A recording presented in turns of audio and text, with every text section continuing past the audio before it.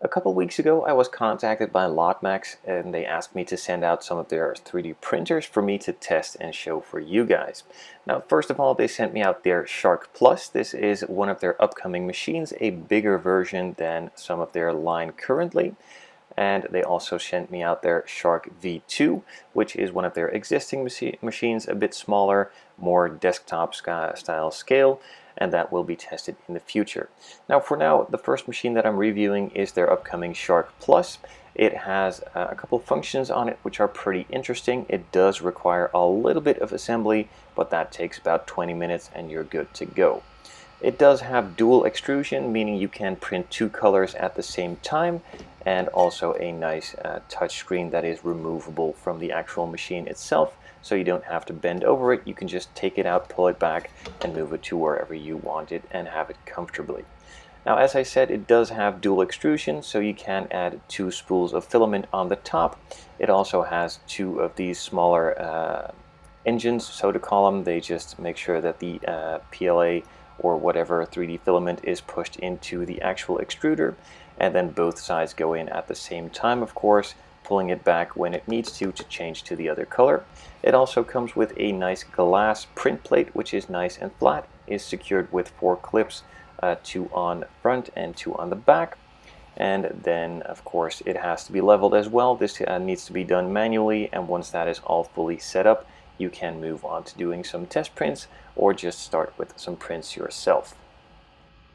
So once you have selected the file you want to print, you can see very clearly on the display what is going on with the actual machine, the time it has taken so far to print, the temperature of the bed, the actual nozzle itself, for in this case nozzle 1 and nozzle 2, as it has a dual extrusion, how much power it is running, and where the actual Z is located. You can play and pause the machine during printing, and also of course stop it.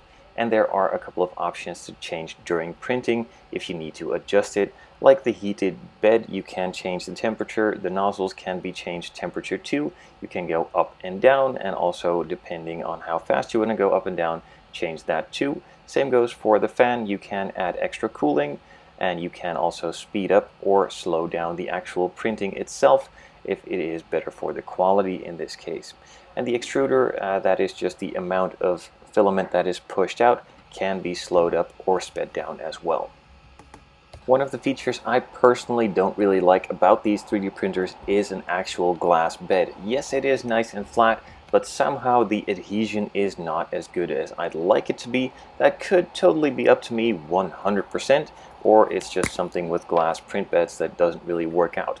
Now, luckily there is a solution for this, and that is an actual glue. It's just simply children's glue from Elmer's. I will leave a link in the description. Just start the print, heat up the print bed, and apply the glue, and while it is heating up, it will quickly dry up and pretty much disappear. And then once printing, the print will actually stick to the glue a lot better, and you don't really need anything else. So that is something I would definitely recommend using when having a glass print bed. Now, other than that, it prints really nicely. It is pretty nice and silent. The fans are not too loud. The motors for the actual printing itself to go up and down and left and right are really nice and silent too. And then a couple hours later, you are left with a print. Remove it from the bed and start over again for the next one.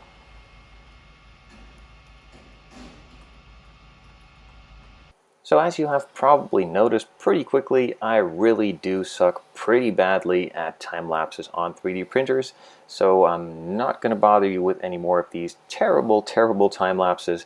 I'm just going to move over to the Workbench and show some of the actual prints that I did.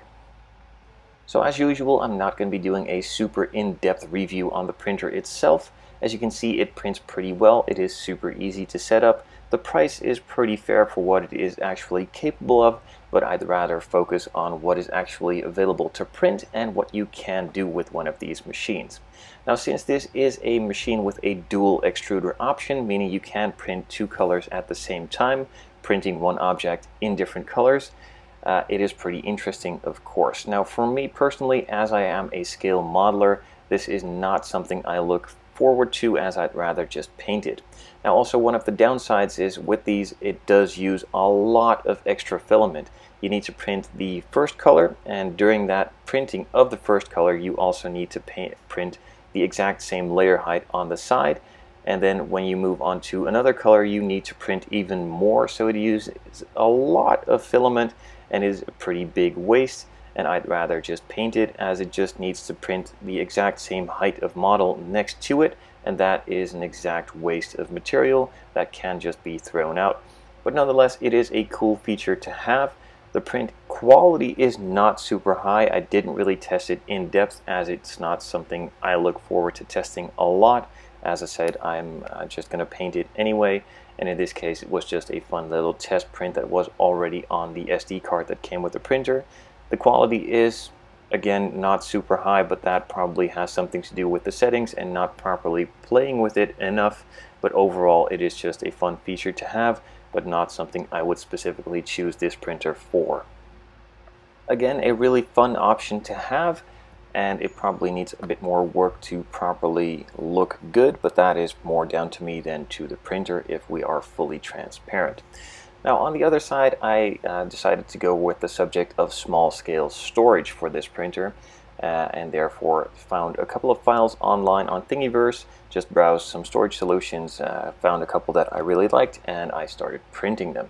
Now the printing quality overall looks pretty good. It does have a couple of weird shifting lines on the straighter sides of the thing. They are really visible in the print somehow, but not really that well felt if you actually touch the print itself. The underside, where it adheres to the bed, is pretty nice and flat, filled in really well, so that is good. And the actual scaling of the prints, I printed it in multiple different materials and different colors, is spot on. They fit perfectly together and have the exact same sizing with the lid and the bottom of this actual small scale storage solution. Now the cool thing about this one is that it is actually hinged and also has a clip on the front to keep it closed. Again, the inside of the flat piece is nice and flat, has a good even pattern all around, and also a pretty nice pattern on the side. Now again, on this piece with the flatter sides, it has that same ridging and ribbing on the front and all the other raised side pieces.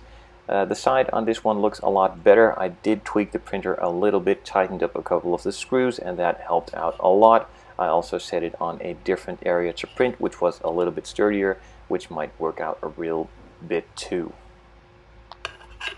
Now the fun thing about this one specifically is that you have different options of infill. You can have that top lid anyway, but you can also decide to have this one into smaller pieces with different areas in it for smaller, bigger pieces, or whichever configuration you would like. And again, this fits together really, really well.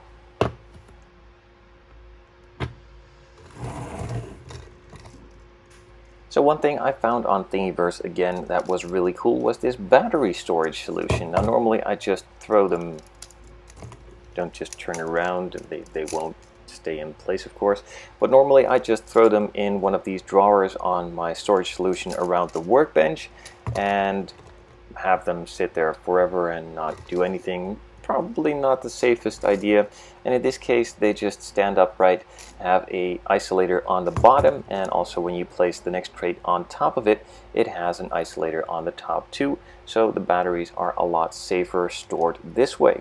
Again, the printing turned out similar to the actual bigger case that I printed earlier, has some ribbing on the sides again, but it turns out a lot smoother. Again, I did tighten up the machine a little bit, so that worked out a lot better. The third and final storage solution that I just simply thought would be really fun. This can be done for the workbench. As you can see, you can store some of the tools on there, but this can also be one of these funner prints for in the house, as you can hang your keys on them and put it on a table like that. Now the cool thing about this is also that it is multi-function. You can print it in different versions, add multiple heights to it, and just keep on building it and configure it to your own desires. Again, print quality is pretty similar to all of the other prints. The top section here was a bit wiggly, wonky, and didn't really turn out perfectly, but that is also due to some of the stability of the machine, that it can't really go up really, really high and print super high quality on a smaller, thinner piece like this. So that's not really the machine's fault, that is more of the file that wasn't perfectly suitable for this type of printer. Now, one of the final things that you might have noticed during the quick look inside of the box is that this machine also has an optional laser engraver. Now, it's really easy to install. You just need to remove 2 screws for the actual extruder for the 3D printer and then install the actual laser engraver. It is simply screwed back into place the same way you unscrew the actual extruder, and then you simply need to put in the module and you're good to go. Now, I did not fully test this in depth as I don't really have any experience whatsoever with engraving and specifically laser engraving, so I'm not the most knowledgeable to do this. I did not fully set it up either. I just installed the laser and tested it out once with a logo that was sliced by Lotmaxx for me, and it worked really well. I've seen reviews online of it not really working at all or barely working. So again, as I said, I haven't fully tested it as I'm not experienced with it at all, but overall it seemed to work pretty good and is a nice feature to have. It is an additional option, so you can opt to have it, pay extra for it, or just go for the base printer and not have it at all. So that is all up to you. Overall, I'm really happy with this printer. It has a super nice big print size, print bed to it, and it works really well, easily assembled and super easy to work with. The files are sliced on Cura, and there are probably a couple of other slicers out there that will work as well. I simply prefer Cura as it's really easy to work with. If you are interested in one of these machines, I will be leaving links in the description down below. If you liked the video, give it a thumbs up and also let me know in the comments what you thought of it and some of the subjects I can do in the future. Thanks for watching, and I hope to see you guys next time.